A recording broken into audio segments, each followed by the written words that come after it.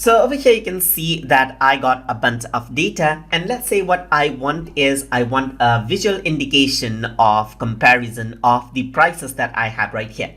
So in that case, what you can do is you can use conditional formatting for value comparisons between the records as well. So for that, I'm just going to go around over here on to, let's say, for example, on the layout view right here, so that I can select out these cells right here. And once I do that, now up in the formatting section right here, I can click on conditional formatting right here.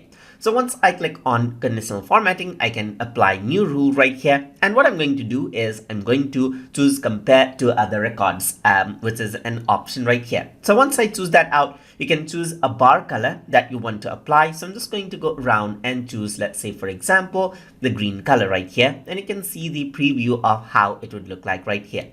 So the longest bar should be longest number, or a percentage according to how you like, and shortest bar is going to be the lowest number or percentage. So I'm just going to go around into lowest value and highest value, because that should be the comparison. You can also just show the bar only so that the numbers are hidden. But in my case, I'm just going to keep that unchecked. So once that is done, I'm going to press OK right here and press apply. And you can see the bars right here, and you can see that the lower value has lower bar right here, while the higher value has higher bars. So what you can also do is you can go around and add in a shape fill right here, so the bar is more distinct. So I'm just going to go around over here, and let's say, for example, I'm going to choose some other color right here. Let's say, for example, like red. So for the not the outline, but for the fill, I'm going to choose red, and you can see that the red is the background now, and you can see the bar much more clearly over here. So you can see that the higher values has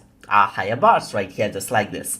And that is how you can apply conditional formatting for value comparisons between records inside of Microsoft Access. So hope you guys learned something as always. And as always, please like, comment, share, and subscribe.